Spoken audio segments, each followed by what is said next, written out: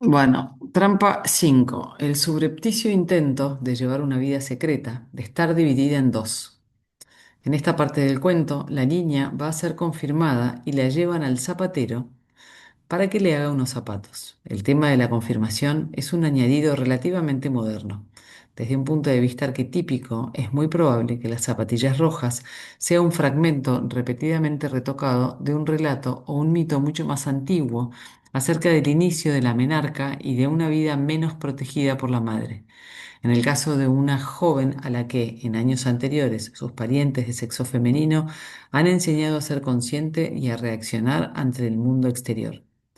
Se dice que en las culturas matriarcales de la antigua India, del antiguo Egipto y de ciertas partes de Asia y de Turquía, que según se cree han influido en nuestro concepto de alma femenina al difundirse en un territorio de miles de kilómetros de extensión. La entrega de aleña y de otros pigmentos rojos a las muchachas para que se pudieran teñir los pies con ellos era la característica esencial de los ritos de iniciación. Uno de los más importantes ritos de iniciación se refería a la primera menstruación. El rito celebraba el paso de la infancia a la prodigiosa capacidad de extraer la vida del propio vientre y de poseer el correspondiente poder sexual y todos los poderes femeninos periféricos. La ceremonia se centraba en la sangre roja en todas sus fases: la sangre uterina de la menstruación, la del alumbramiento de un niño y la del aborto, todas ellas fluyendo hacia los pies. Como se puede ver, las zapatillas rojas iniciales tenían muchos significados. La referencia al Día de los Inocentes también es un añadido posterior. Guarda relación con una festividad cristiana que en Europa acabó eclipsando las más arcaicas celebraciones del solsticio de invierno del antiguo mundo pagano. Durante las más remotas celebraciones paganas, las mujeres llevaban a cabo unos rituales de purificación del cuerpo femenino y del espíritu del alma femenina como preparación de la nueva vida figurativa y literal de la inminente primavera. Los ritos podían incluir lamentaciones colectivas por los embarazos malogrados, incluidos la muerte de un niño o el aborto espontáneo, los partos de fetos muertos, los abortos provocados y otros importantes acontecimientos de la vida sexual y reproductiva femenina del año anterior. Ahora se produce en el cuento uno de los más reveladores episodios de la represión psíquica. El voraz deseo del alma de la niña quiebra los listones de sus resecos comportamientos. En la tienda del zapatero se apodera subrepticiamente de los extraños zapatos rojos sin que la anciana se dé cuenta. Un hambre voraz de vida del alma ha aflorado la superficie de la psique y se apodera de todo aquello que tiene a mano, pues sabe que muy pronto volverá a ser reprimida.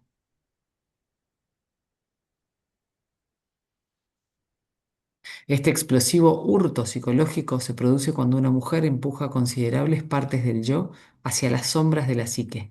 Según la visión de la psicología analítica, la represión tanto de los instintos, impulsos y sentimientos negativos como la de los positivos da lugar a que éstos habiten en un reino de sombras. Mientras el ego y el superego intentan seguir censurando los impulsos de la sombra, la misma presión generada por la represión parece algo así como una burbuja en la pared lateral de un neumático.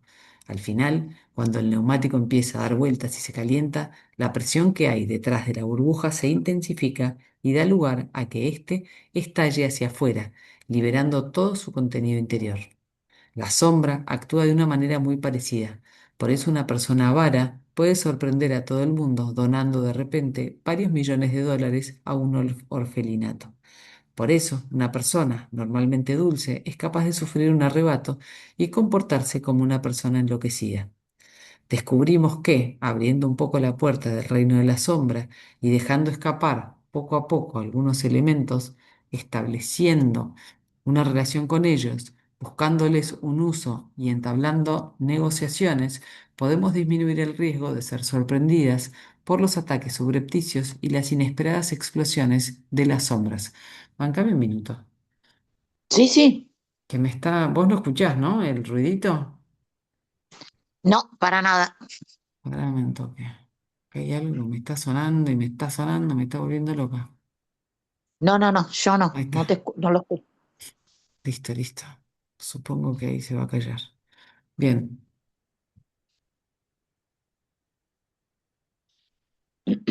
listo. La sombra actúa de una manera muy parecida. Por eso una persona vara, descubrimos, por eso una persona normalmente dice, descubrimos que abriendo un poco la puerta del reino de la sombra y dejando escapar poco a poco algunos elementos, estableciendo una relación con ellos, buscándole un uso y entablando negociaciones, podemos disminuir el riesgo de ser sorprendidas por los ataques subrepticios y las inesperadas explosiones de la sombra.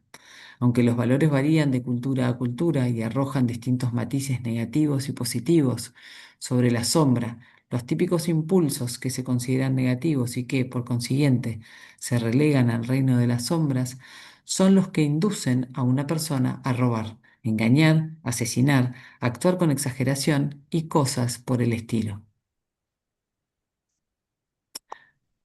Los aspectos negativos de la sombra tienden a ser extrañamente excitantes a pesar de su carácter entrópico, por cuyo motivo arrebatan el equilibrio, la ecuanimidad y la vida de los individuos, las relaciones y los grupos.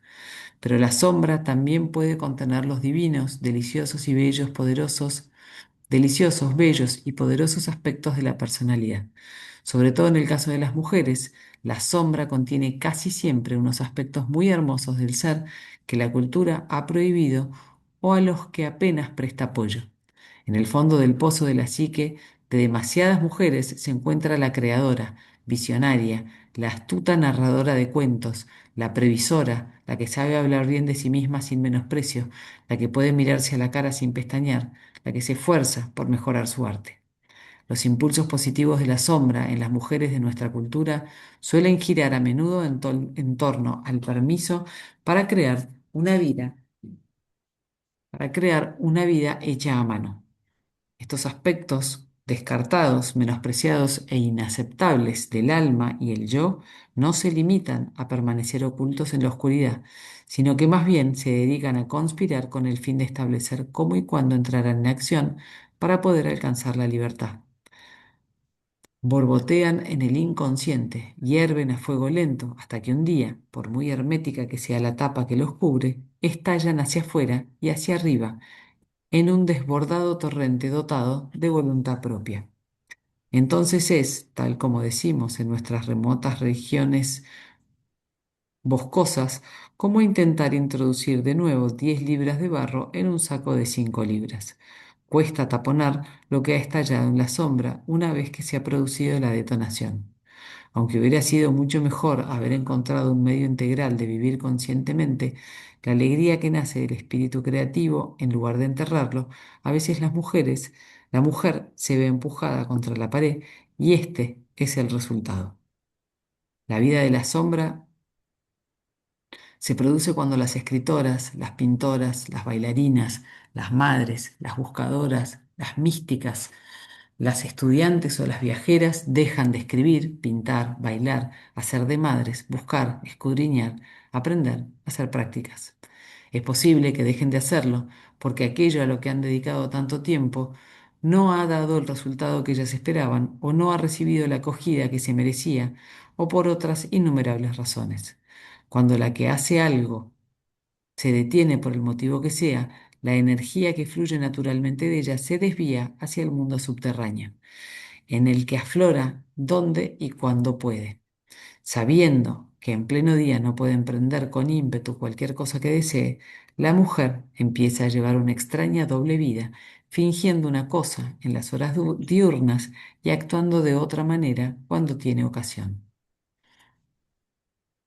Cuando la mujer trata de comprimir su vida en un pulcro y precioso paquetito, lo único que consigue es empujar a presión toda su energía vital hacia la sombra.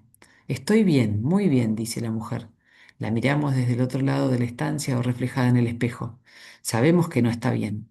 Más adelante, un día nos enteramos de que se ha liado con un intérprete de flautín y se ha largado a típica Noé para convertirse en una reina del salón de billar.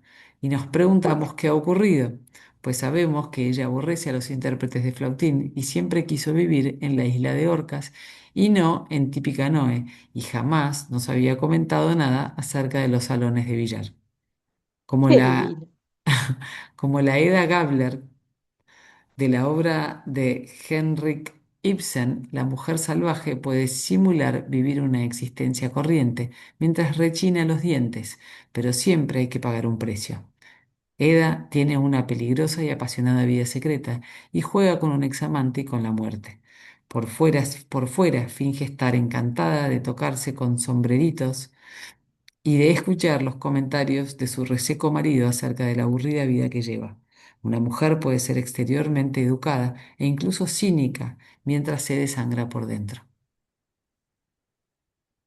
O, como Janis Joplin, puede intentar adaptarse hasta que ya no puede más, en cuyo caso su naturaleza creativa, corroída y asqueada por el hecho de verse obligada a descender a la sombra, estalla violentamente para rebelarse contra los dogmas de la buena crianza, actuando con una imprudencia que pone en peligro sus cualidades y su vida. Se lo puede llamar como se quiera, pero el hecho de vivir una existencia secreta se lo puede llamar como se quiera, pero el hecho de vivir una existencia secreta porque a la verdadera no se le da espacio suficiente para prosperar es muy duro para la vitalidad de las mujeres. Las mujeres capturadas y muertas de hambre roban toda suerte de cosas. Roban libros y música censurados, roban amistades, sensaciones sexuales, afiliaciones religiosas, roban pensamientos furtivos, sueños de revolución, roban tiempo de sus parejas y sus familias, roban un tesoro y lo introducen subrepticiamente en su casa. Roban el tiempo de escribir, el tiempo de pensar y el tiempo del alma. Introducen subrepticiamente un espíritu en la alcoba, un poema antes del trabajo, roban un brinco o un abrazo cuando nadie mira. Para apartarse de este camino polarizado, la mujer tiene que abandonar el fingimiento. Vivir una existencia falsificada del alma jamás da resultado. Siempre estalla el neumático cuando una menos lo espera. Entonces, no hay más que tristeza a nuestro alrededor. Vale más levantarse, permanecer de pie por... Vale más levantarse, permanecer de pie por muy sencillo que sea el estrado, vivir al máximo y lo mejor que se pueda y dejar de robar falsificaciones.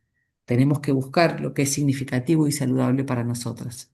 En el cuento, la niña escamotea los zapatos ante la anciana con la mala vista para indicar que el reseco y perfeccionista sistema de valores carece de capacidad para examinar las cosas con detenimiento y estar atento a lo que ocurre a su alrededor. Es típico que la psique interior herida y también la cultura no se percaten de la aflicción personal del yo. La niña hace una nueva elección equivocada en una larga lista de equivocaciones. Supongamos que el primer paso hacia la trampa, el hecho de subir al carruaje dorado, lo diera por ignorancia. Supongamos que el hecho de abandonar el fruto de su trabajo manual fuera una imprudencia típica de los que carecen de experiencia en la vida. Pero ahora quiere los zapatos del escaparate del zapatero y curiosamente este impulso hacia la nueva vida es justo y apropiado, pues la niña se ha pasado demasiado tiempo en casa de la anciana, por lo que sus intentos por lo que sus instintos no dan la voz de alarma cuando hace esta mortal elección. De hecho, el zapatero conspira contra ella, le guiña el ojo y sonríe ante su desdichada elección. Juntos toman subrepticiamente los zapatos rojos. Las mujeres engañan de esta manera. Se deshacen del tesoro cualquiera que éste sea, pero roban trastos aquí y allá siempre que pueden. ¿Están escribiendo? Sí, pero en secreto, lo cual significa que no cuenta con ningún apoyo e ignoran los efectos de lo que hacen. ¿La estudiante quiere vivir su vida? Sí, pero en secreto, lo cual quiere decir que no tendrá ninguna ayuda ni ninguna guía. ¿La actriz se arriesga a ofrecer una actuación completamente original o presenta pálidas imitaciones que la convierten en un remedo en lugar de ser un modelo? ¿Y qué decir de la ambiciosa mujer que finge no ser ambiciosa, pero que se muere de ganas de conseguir logros para sí misma y para los suyos, para su mundo? Es una ardiente soñadora, pero se limita a seguir afanosamente hacia adelante en silencio. Es terrible no tener un confidente, un guía, alguien que la anime un poquito. Es muy difícil arrancar pequeños retazos de vida de esta manera, pero muchas mujeres lo hacen a diario. Cuando una mujer se siente obligada a robar subrepticiamente la vida, significa que está viviendo al límite de la subsistencia. Roba la vida cuando los oye a ellos, quienes quiera que sean los ellos de su vida. Actúa con aparente calma y desinterés, pero donde quiera que haya una rendija de luz, su moribundo yo pega un salto, corre hacia la más cercana forma de vida, se anima, suelta una cosa hacia atrás, se abalanza como una loca, baila como una tonta, se agota e intenta regresar a la negra celda antes de que alguien se dé cuenta de que se ha ido. Es lo que hacen las mujeres cuyos matrimonios son insatisfactorios. Es lo que hacen las mujeres a quienes se obliga a sentirse inferiores. Lo hacen también las mujeres que se avergüenzan, que temen el castigo, el ridículo o la humillación, las que tienen el instinto herido. El robo es bueno para la mujer capturada solo si roba lo apropiado, solo si eso la conduce a su liberación. Esencialmente, el hecho de robar cosas buenas y satisfactorias y sustanciosos pedazos de vida hace que el alma experimente con más vehemencia que nunca el deseo de dejar de robar y de ser libre de llevar la vida que ella estime conveniente a la vista de todo el mundo. Como se ve, hay algo en el alma salvaje que no nos permite subsistir para siempre con retazos fragmentarios de vida, pues en realidad es de todo punto, es de todo punto imposible que la mujer que aspira a la conciencia robe pequeñas bocanadas de aire puro y después se conforme solo con eso. ¿Recuerdas cuando eras niña y descubriste que no podías matarte? ¿Qué? ¿Recuerdas cuando eras niña y descubriste que no podías matarte conteniendo la respiración? Por mucho que intentemos aspirar un mínimo de aire, o ninguno en absoluto, un poderoso fuelle asume el mando, algo violento y exigente que, al final, nos obliga a aspirar el aire a la mayor rapidez posible. Inhalamos con... Es que lo hice. En uno de mis intentos de suicidio, y no te salió, veo que no te salió. Acá estoy. Hubiera sido mejor que te ponga la bolsa de nylon y no te la saques. Ay, tuve toda una conversación con mi abuela y le dije, mirá si me olvido de respirar, me acuerdo. Mi abuela decía, no te Ah, preocupes, que ves que estás respirando. Ay, Dios. Por mucho que intentemos aspirar un mínimo de aire o ninguno en absoluto, un poderoso fuelle asume el mando, algo violento y exigente que, al final, nos obliga a aspirar el aire a la mayor rapidez posible. Inhalamos con ansia y nos llenamos los pulmones hasta que volvemos a respirar con normalidad. Por suerte, en la psique alma hay algo muy parecido. Se apodera de nosotras y nos obliga a aspirar grandes bocanadas de aire puro. Sabemos que no podemos subsistir robando sorbitos de vida. La fuerza salvaje del alma femenina exige tener acceso a toda la vida. Podemos permanecer en estado de alerta y ver las cosas que son adecuadas para nosotras. El zapatero del cuento prefigura al viejo soldado, que más adelante en el cuento hace cobrar vida a los zapatos que obligan a la niña a bailar hasta enloquecer. Hay demasiadas coincidencias entre este personaje y lo que sabemos acerca del antiguo simbolismo como para pensar que se trata de un inocente espectador.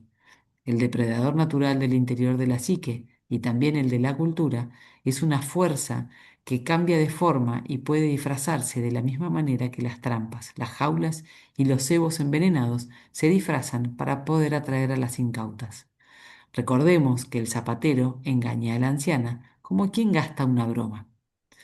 No, lo más probable es que esté en connivencia con el viejo soldado, el cual es naturalmente una representación del demonio disfrazado. Antaño el demonio, el soldado, el zapatero, el jorobado y otras figuras se utilizaban para simbolizar las fuerzas negativas, tanto en la naturaleza terrestre como en la naturaleza humana. Aunque podríamos sentirnos justamente orgullosas de que el alma fuera lo bastante valiente para atreverse a robar subrepticiamente algo en semejantes condiciones de sequía, está claro que esta circunstancia por sí sola no puede ser la única. Una psicología integral tiene que incluir no solo el cuerpo, la mente y el espíritu, sino también la cultura y el ambiente.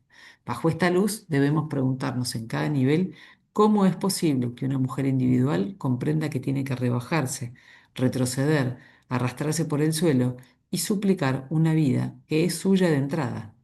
¿Qué es lo que en cualquier cultura exige tal cosa?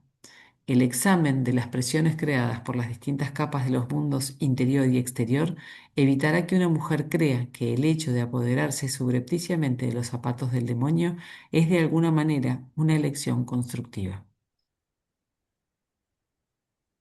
Trampa 6. ¿Querés hacer algún comentario al respecto, Silvi? No, me encantó, me gustó mucho, muchísimo. Me encantó esto de la bocanada de aire, ¿no? Vas a querer dejar de respirar, pero en algún momento otro toma el mando y vas a seguir. Sí, Tu mujer salvaje te lo va a exigir, no vas a poder, como dijiste vos hoy, momificarla, ¿no? Como vemos que hay algunas mujeres de nuestro entorno que, bueno, como nombrabas hoy en el otro grupo, ¿viste? sí, Bueno, sí. me encantó y me encanta cómo va, eh, ¿cómo decirte? Es como si, ¿cómo se dice? Como cuando hacíamos eso espantoso con las ranas, eh, abrirlas hace eso con la psique humana sí, y no podés más que estar de acuerdo. sí, tal cual. Sí. Encima, encima que yo me quise suicidar ahí y me lo decís. Bueno, muy Ah, bueno. Che, el otro, el largo, ¿qué hacemos? no sé, El ¿cuánto, largo. es muy Ahora largo? es menos, mirá, una carilla, dos carillas, tres carillas, tres carillas. Son dos hojas y un poquito. Eh, no sé, tenemos un poco de tiempo. Si querés, avanzamos un poquito más. Avancemos. Dale. Trampa 6. El temor ante lo colectivo. La rebelión de la sombra. Correcto. La niña se apodera subrepticiamente de los zapatos rojos. Se va a la iglesia haciendo caso omiso del revuelo que se arma a su alrededor y es denostada por la comunidad. Los habitantes de la aldea hablan de ella, la castigan, le arrebatan los zapatos, pero ya es demasiado tarde, está atrapada. Aún no se trata de una obsesión, sino más bien de que la comunidad provoca y fortalece su hambre interior, exigiéndole capitular ante su estrechez de miras. Se puede intentar llevar una vida secreta, pero más tarde o más temprano el superego, un complejo negativo y o la propia cultura se nos echarán encima. Es difícil esconder algo que los demás no aprueban y que nosotras deseamos con ansia. Es difícil esconder los placeres robados aunque no nos proporcionen alimento. Lo propio de los complejos y de las culturas negativas es echarse encima de todo lo que se aparta de la conducta aceptable establecida por la sociedad y revela los impulsos divergentes del individuo. De la misma manera que algunas personas se ponen furiosas cuando ven una simple hoja en el suelo, el juicio negativo saca su sierra para amputar cualquier miembro que no se adapte a la norma. A veces la colectividad ejerce presión sobre una mujer para que sea una santa, para que sea instruida y políticamente correcta, para que lo tenga todo bien junto y ordenado, de tal manera que cada uno de sus esfuerzos sea una obra perfecta. Si nos acobardamos ante la colectividad y nos sometemos a las presiones que ésta ejerce para que nos adaptemos estúpidamente a sus normas, nos salvaremos del exilio, pero al mismo tiempo pondremos traidoramente en peligro nuestras vidas salvajes. Algunos piensan que ya pasó la época en que se maldecía a la mujer salvaje y cuando ésta se comportaba de acuerdo con el yo natural de su alma, se la calificaba de equivocada y de mala. Pero no es así. Lo que ha cambiado son los tipos de conducta que se consideran incontrolados en el caso de las mujeres. Por ejemplo, hoy en día, en distintos lugares del mundo, si una mujer adopta una postura política, social, espiritual, familiar o medioambiental, si se atreve a decir que el rey va desnudo o si habla en nombre de los que sufren o los que no tienen voz con demasiada frecuencia, se examinan sus motivos para averiguar si se ha desmadrado, es decir, si se ha vuelto loca. El destino final de una niña salvaje nacida en el seno de una comunidad rígida es la ignominia de verse esquivada por los demás. Los que la esquivan tratan a la víctima como si no existiera. Le niegan el interés espiritual, el amor y otras necesidades psíquicas. El propósito de todo ello es obligarla a adaptarse a las normas, so pena de matarla espiritualmente y o expulsarla de la aldea para que languidezca hasta morir en el desierto. Si se esquiva a una mujer, ello se debe casi siempre a que ha hecho o está a punto de hacer algo de carácter salvaje. Las más de las veces algo tan sencillo como expresar una opinión ligeramente distinta o vestirse con un color considerado impropio. Es decir, se debe tanto a cosas muy pequeñas como a cosas grandes. Hay que recordar que una mujer oprimida no es que se niegue a encajar, sino que no puede encajar sin morir al mismo tiempo. Está en Mm, juego su integridad espiritual, por lo cual tratará de liberarse por todos los medios a su alcance, por muy peligrosos que estos sean. Veamos un ejemplo reciente. Según la CNN, al principio de la Guerra del Golfo, las mujeres musulmanas de la Arabia Saudí a las que estaba vedado conducir vehículos por motivos religiosos, subieron a los automóviles y se pusieron al volante. Después de la guerra, las mujeres fueron llevadas ante unos tribunales que condenaron su conducta y finalmente, después de muchos interrogatorios y reproches, fueron entregadas a la custodia de sus padres, hermanos o maridos, quienes tuvieron que prometer mantenerlas en cintura en el futuro. Dios mío. Este es un ejemplo de la huella de vida y prosperidad que deja una mujer en un mundo enloquecido que la tacha de escandalosa, insensata e incontrolada.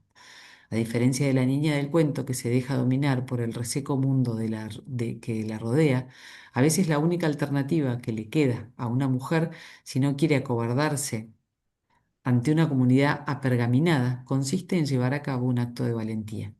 Este acto no tiene por qué ser necesariamente un terremoto. Valentía significa seguir los impulsos del corazón. Hay millones de mujeres que cada día llevan a cabo actos de gran valentía. No se trata solo del acto individual que transforma una reseca comunidad, sino de la repetición de los actos. Tal como me dijo una vez una joven monja budista, las gotas de agua traspasan la piedra. Además, hay en casi todas las comunidades un aspecto oculto que fomenta la opresión de las vidas salvajes, espirituales y creativas de las mujeres. Dicha opresión consiste en animar a las mujeres a delatarse mutuamente y a someter a sus hermanas o hermanos a unas restricciones que no reflejan la capacidad de relación presente en los valores familiares de la naturaleza femenina. La presión de la sociedad obliga no solo a que una mujer delate a otra y le exponga, por tanto, a un castigo por comportarse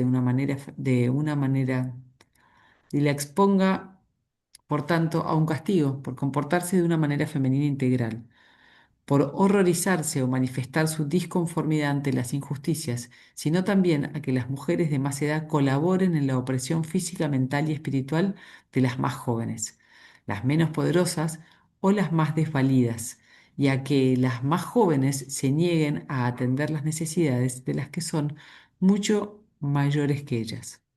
Cuando una mujer se niega a apoyar a una comunidad reseca, se niega a abandonar sus pensamientos salvajes y a actuar de acuerdo con ellos. El cuento de las zapatillas rojas nos enseña esencialmente que tenemos que proteger debidamente la psique salvaje, valorándola inequívocamente nosotras mismas, hablando en su nombre, negándonos a someternos a la enfermedad psíquica. También nos enseña que lo salvaje, por su belleza y energía, siempre es visto por alguien, por algún grupo o comunidad, como un trofeo o como algo que se tiene que reducir, modificar, ser sometido a normas, asesinado, rediseñado o controlado. Lo salvaje siempre necesita un vigilante en la puerta, so pena de que no se utilice como es debido.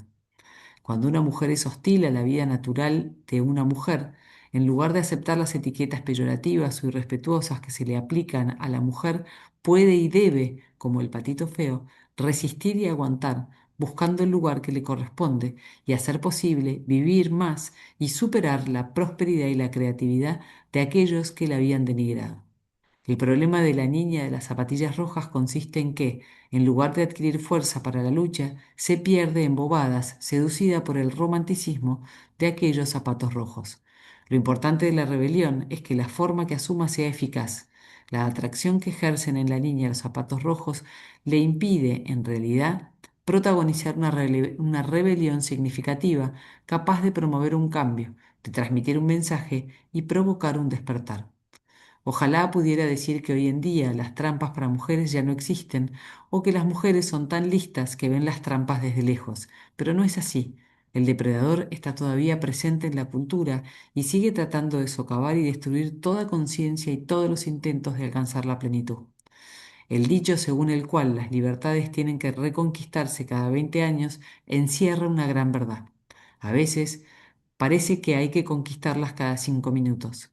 Sin embargo, la naturaleza salvaje nos enseña que tenemos que enfrentarnos a los desafíos a medida que se van produciendo. Cuando los lobos son acosados, no dicen, oh no, ya estamos otra vez. Saltan, brincan, corren, se lanzan, se echan a la garganta, hacen lo que tienen que hacer. Por consiguiente, no debemos escandalizarnos por el hecho de que se produzca una entropía y un deterioro, y de que haya que pasar por momentos difíciles. Las cuestiones que tienden una trampa a la alegría de las mujeres siempre cambiarán de forma y de aspecto, pero en nuestra naturaleza esencial encontraremos toda la fuerza y la libido necesaria para llevar a cabo los actos imprescindibles del corazón. Excelente. Excelente. Qué, qué bonito. Encontrará la fuerza y la libido necesarias para llevar a cabo los actos imprescindibles del corazón. Es verdad, ¿eh? ¿Cuántas hemos visto? Sí. Mm. Y esto de, Ahora sí, ¿no? ¿no? Abandonaríamos en la trampa 7. Ahora sí, sí, porque ya me saltó el cartel de 10 minutos, así que dejamos, dejamos la simulación, el intento de ser buena, la normalización de lo anormal. A la mierda. La normalización ¡Oh! de lo... Sí, sí, sí, sí, como agotador el título ya. Ya, ya, de entradita nomás, eh, sabemos que no nos van a dar. Escúchame Sí, una cosa. eh, Ahora, en cuantito me ordene, sí. voy a mi altarcito privado y particular y le voy a prender unas velitas. Tengo unas velitas mágicas, muy mágicas, a, a San Cayetano, para vos, para que cierres Ah, bien el mes. gracias, Silvi. No, ¿sabés con el amor que lo hago? Tremendo. Dale, Gracias, vas. gracias, porque todo, todo ayuda, todo suma. Ahí está clarito. Pero por supuesto, pero por supuesto que todo suma. ¿Qué pasó? ¿Qué te pasó que dijiste que fue un mes flojito? ¿No le metiste mucha pata No le metí, al laburo? no, sí le puse, pero bueno, viste eh, que a veces, nada, hay cosas que Pasan cosas. están, no, no, y hay cosas que están como gestándose y que van a terminar, pero a veces necesitan más tiempo del que uno tiene, ¿viste? Claro. Estoy abriendo equipo en España y está buenísimo porque creo que va a ser una bomba, sí, pero bueno. Como que, ¿entendés? Nada, tengo que ponerlo en marcha. No importa, va a funcionar, pero bueno, entonces Vas- cuando te enfocas mucho en el equipo, las ventas, es como que tengo que hacer las dos Sí, cosas. Bueno, en fin, ¿para qué voy a un dejar de equilibrio, grabar? un Exactamente. equilibrio, ¿no? Sí, Claro, un fin de equilibrio. sí. Ay, y para colmo, hoy tenés el cumpleaños